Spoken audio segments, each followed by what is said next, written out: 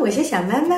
Oui, je suis de retour, I'm back. 我回来了，好久不见。我知道你没有想过我，但是你可以假装一下吧。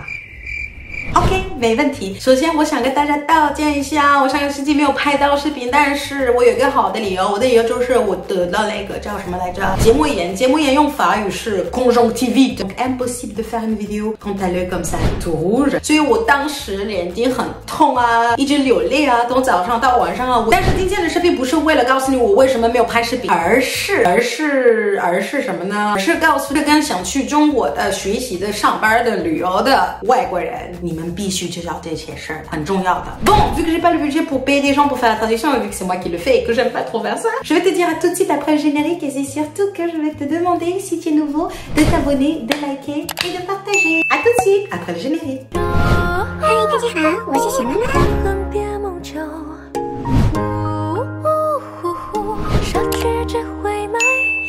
Nous voilà après le générique. Du coup, comme je disais dans l'introduction, aujourd'hui je vais te dire les choses qui sont interdites de faire en Chine si tu veux pouvoir y vivre, étudier ou travailler dans de bonnes conditions et tout en harmonie avec nos amis les Chinois. Et la première des choses qui me semble vraiment la plus importante, parce que lorsqu'on voit la pyramide de Maslow, le besoin de se nourrir vient en premier. Et donc ça veut dire que tu vas devoir manger en Chine et il y a des choses qu'il ne faut pas que tu fasses.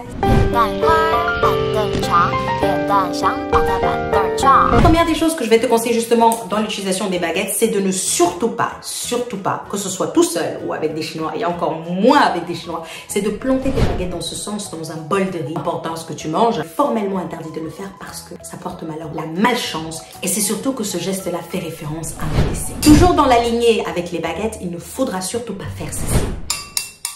Mais parce que tu feras penser à un mendiant, parce qu'il paraît que c'est les mendiants qui le font en Chine, je ne sais pas, je ne l'ai pas vu, mais c'est écrit comme ça sur internet. Toujours et encore par rapport aux baguettes, il faudra que tu évites de montrer du doigt les gens avec les baguettes. Il faudra juste parler des gens sans leur montrer du doigt.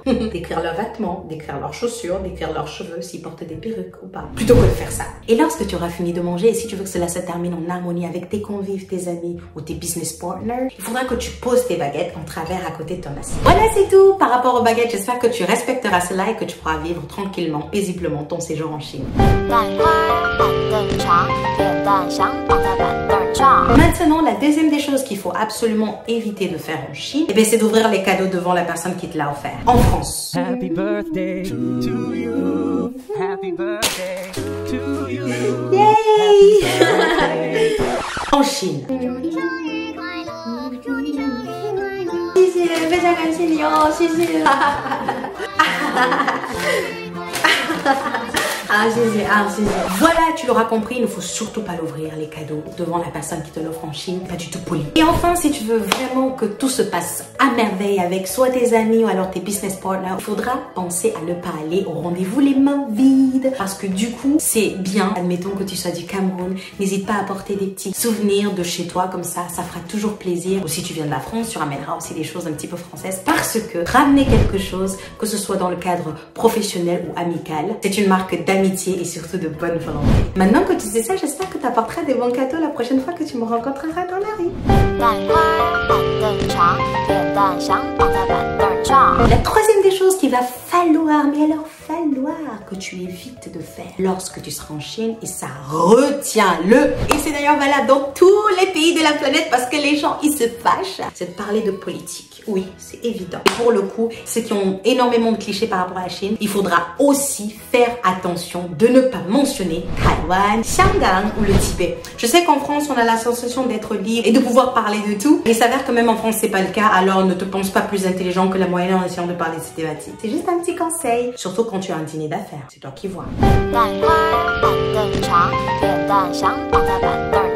En Chine, la notion de face est très importante. Je suis en plein tournage et j'ai mon chat qui me dérange. La quatrième des choses que je vais te conseiller, du moins je vais te suggérer d'éviter de faire en Chine, c'est de faire en sorte qu'un Chinois perde la face. D'ailleurs, en mandarin, on dit « diu lian, diu mianzi ». C'est vraiment la pire des choses qui puissent arriver à ton hôte chinois si tu lui fais perdre la face. Un exemple très courant, c'est de faire des pourboires.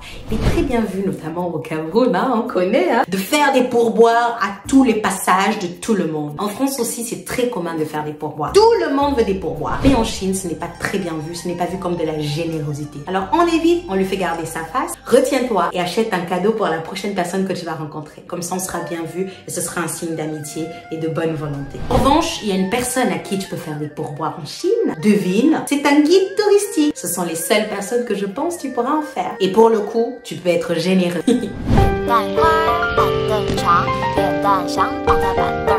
La dernière chose et la cinquième chose que je te conseillerais d'éviter de faire en Chine, c'est de paraître arrogant. Tout simplement par le fait que tu acceptes les compliments et que tu les assumes. Oui, en France aujourd'hui, du moins, il y a ce mouvement où lorsqu'on te fait un compliment, il faut l'accepter. Mais non, en Chine, il faut être modeste. D'ailleurs, lorsque j'ai appris le mandarin, je me souviens, les professeurs nous disaient de dire souvent, lorsqu'on nous complimentait, de dire bon, je l'ai fait en Chine, les gens étaient là en mode nali nali, nali nali, chemise. Bref, donc faut pas dire nali nali parce que visiblement ils étaient pas au courant de cette expression qui était uniquement valable dans le livre, mais il faut être modeste. Par exemple, lorsque les Chinois vont d'ailleurs souvent te le dire après que tu aies répondu toi de ton côté, oh ni hao, xie xie, zai jian. Oh, 你的中文说得非常好，你在哪里学习的 ？Oh my god， 你的中文比我好多了。Il faut savoir que bon, il exagère énormément parce que souvent et pour la majorité des cas, tu ne parles pas très bien mandarin, mais c'est parce qu'il y a ce côté où on va te拍马屁 pour que tu te sentes un petit peu bien. Et toi en revanche, il faudra pas que tu paraisses arrogant ou prétentieux. Donc il faudra que tu lui répondes tout naturellement. 哎呦，没有啊，哎，不可能吧？哎，我的中文比不上你啊，你怎么说的呢？怎么可能吧？哎，别说了。 Si tu veux, tu ajoutes nali nali.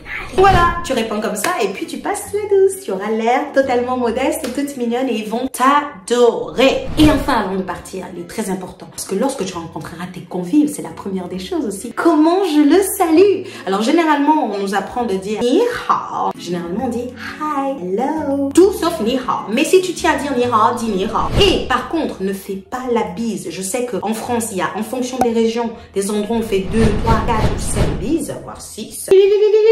Tu te souviens de la vidéo?